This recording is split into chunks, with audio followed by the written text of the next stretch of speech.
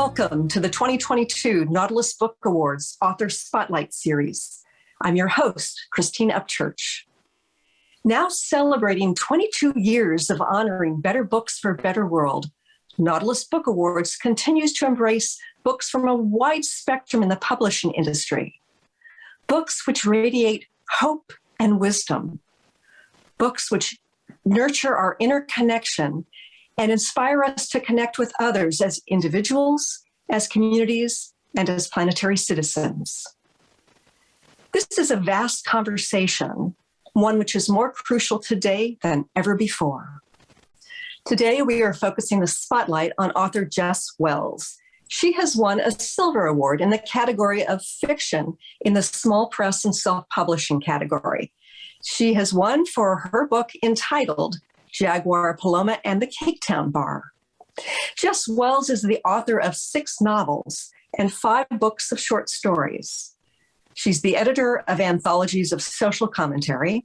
She's the bronze winner of the Forward Indies Awards, a 4-time finalist for the National Lambda Literary Awards, a member of the Saints and Sinners Literary Festival Hall of Fame, and a recipient of a San Francisco Arts Commission grant for literature. Her book, again, is entitled Jaguar, Paloma, and the Caketown Bar, and she has won a Silver Award. I'd like to welcome and congratulate Jess Wells. Thank you so much, Christine. What a pleasure to be here. And I'm so grateful to the Nautilus group for this award. I mean, it means a lot to me. Well, it is well earned. And you know, Jess, when I think about authors who are prolific writers, I sometimes wonder what compels somebody to write more and more and more. And here you've written numerous books and short stories. Can you share with our viewers today, what is it that has brought you the passion to write so many books? Oh, that's nice. Well, I consider it my life work to write about the world of women, whether it's the Mandrake Broom about the fight to save medical knowledge during the witch burning times, or the world, Europe's first feminist, Christine de Pizan in Slender Tether. And in this one, I really wanted to look at this idea of women who are survivors of assault, who might be cast off from their family, or especially this whole idea of legitimacy and illegitimacy, which is, it's such a patriarchal concept that, I mean, the pain of it lasts for generations, really. And just because you're not attached to a man, suddenly you and your children have less value and can actually be oppressed for quite a bit. And so I like Paloma in here. She says, this is basically a marriage license and a party. So it's paper and cake. It's foolishness about paper and cake. So I try to write about things that have a huge impact on women. Mm-hmm. And I love this concept of delving into legitimacy and also virtue. You talk about virtue. Why is it somehow detrimental to focus on virtue? Well, you know, an old philosopher said that women's virtue is man's best invention, because the whole idea of virtue is used to control women and cordon them off and, you know, deny them agency or access to places and people. And so it's a very handy way to control women, really.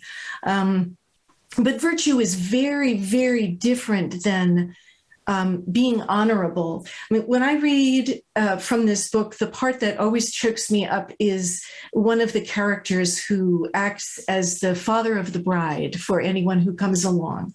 And he says all of these wonderful things to women who don't get anybody telling them that they're honorable and courageous and upstanding and that they're loved. So to me, virtue and honor are very different things. That is a profound distinction. Now, you write about outsiders in this book. Yeah. How are outsiders helpful to society? Oh my goodness, they bring a liveliness to society. They bring a different perspective. They bring cultures and different kinds of foodstuffs and clothing and different kinds of attributes that we wouldn't have otherwise. And so including outsiders diversity is hugely important and a great benefit to culture, really. Mm. Now, you've written so many other books and short stories. What compelled you to write this one? Well, I'm a huge fan of Gabriel Garcia Marquez and magical realism. This is the only piece I've ever written that actually became magical realism. And there were a couple of other attempts, but this one is real magical realism. And to me, as an homage to the women of Gabriel Garcia Marquez's 100 Years of Solitude, it kind of has to be written in magical realism. I've read his book 5 times. And on the 5th time I read it, I thought, wait a minute, what about all of these women who are behind the scenes? I mean, the matriarch becomes the mayor, and it's dashed off in a couple of sentences. And so thinking about them, and I actually went to Colombia and went with a tour that went around to all the places in Colombia that are mentioned in Gabriel Garcia's books. And these people just, they came to me. When I finished this manuscript, I cried. I just wept. I was like, my best friends were gone. It just happened to be my adult son moved to New York, and the pandemic shut everybody down. And I finished my book, so I had no extra friends. My imaginary friends were gone as well. But I was so bereft when I was finished, because I love these characters so much. Yeah. You write about characters who are from the Latinx community. Yeah. And these days there will be people who may criticize you because you're clearly not.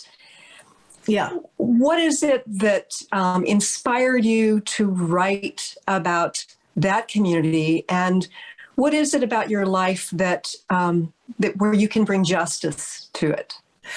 Well, I really was concerned about that, but I was hoping that maybe a radical feminist perspective was a contribution that was important enough that it kind of would wash away the demerit of cultural acquisition or appropriation, if you will.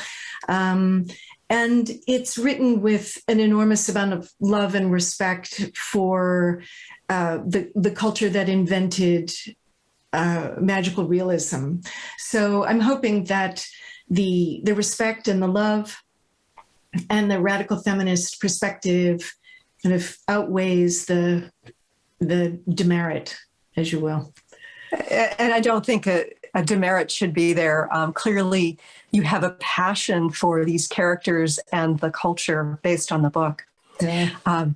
One of the things that also touched me about this is, yes, these women are oppressed, and yes, there is a terrible character who is male, and yet you haven't created it in this sort of two-dimensional way of women good, men bad. Yeah. There are so many wonderful characters who are males. How do you bring forth the feminism within it without demeaning the men? Love and respect for everyone. And these characters, these men have great hearts. The muleteer, for example, who Paloma falls in love with, he's just a wonderful person. I think he's kind and understanding, and I think that can be true in in everyone. I mean, if you demean an entire group of people because of their gender, you're not doing your work. Your work is to understand and inhabit all the characters in your book. Which brings me to a concept that I've been thinking a lot about lately, and that is tribalism. When we feel passionate about supporting a particular group or caring about the rights of some group of people, we can get very tribalistic about it. Not to take away anything about true tribes, but we humans have a tendency to be tribalistic. How do we go about promoting and caring about and supporting a cause or something like feminism without getting so tribalistic that we create that rift that you're talking about? Yeah, it's a very good question, and it's no more important than it is now, that's for sure. Understanding and empathy and being able to put yourself in someone else's shoes, and really loving diversity is so important. I think that's the bridge, if you will. And now we'd love it if you could read a segment from your book to us, please. Oh, I'd love that. Thank you so much. Okay. Jaguar, Paloma, and the Caketown Bar, 1865, in the southern country of Caketown.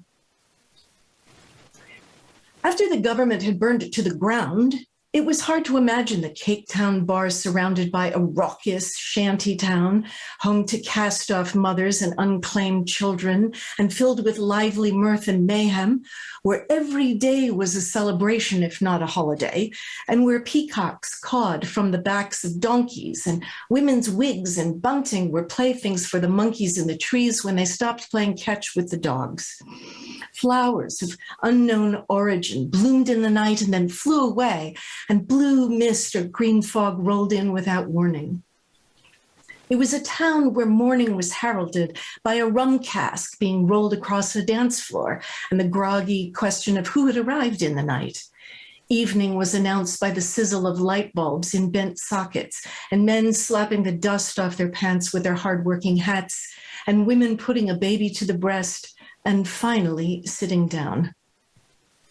Tartatanango, Spanish slang for Caketown, hosted every traveling circus and any Romani family who wandered the southern country of Caketown, every soothsayer and shabby hawker of medicinal nonsense, and any runaway from the army, convent, or hostel home. No one was turned away for being muddy or misshapen or ragged. Everyone was welcome until proven unworthy. And it was just assumed that everyone was on their second chance. At the Caketown Bar, sharing stories of the past was much more intimate than nudity. In the beginning, seekers from the north trekked through the jungle, veered off a minor mule train road just after the third hollow acacia tree, and followed a wide animal track to find it. Burdened with sadness and loss on top of their possessions, they trudged toward the little town, whose name was whispered among the laundresses and spoken low by the cook after a glance over her shoulder. The midwives knew of it, and the women of the theater troupes and the Romani spoke of it late at night. Those who used the snaking Magdalena River, that was its western boundary, had an easier time finding it. The river was calm and narrow at this spot before growing wide and wild as it headed north toward the sea. Boaters set their sights on a beach between two enormous white boulders that were smooth and firm, like the breasts of a new mother in the morning. Absolutely beautiful. I was so engaged, and there's such incredible visuals. I could smell the dust and see the baby in the mother's arms. It's beautifully written. Oh, I'm so glad. Thank you. And I think about magical realism and how you've been inspired to use that as a tool within your novel. Do you think that there's a way to bring magical realism into our lives, our everyday lives? Oh, how nice. What a nice question. This reality is so much more odd than fiction, I suppose. Although magical realism, tries hard to be almost as crazy and odd as real life.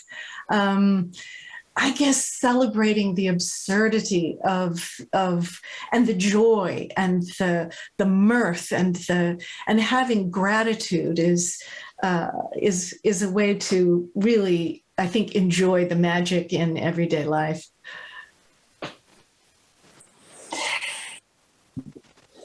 As we wrap this interview up, got one final question for you, Jess. Yeah. I think about the timing of how you completed this during COVID. Why this book now? Oh, why this book now? It maybe it's because there's room for so much interior thinking and imagination.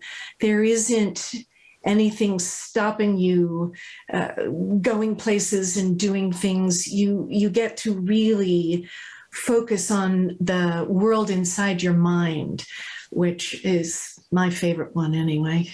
So perhaps that's I love this, Jess. And I want to congratulate you again on your Silver Award.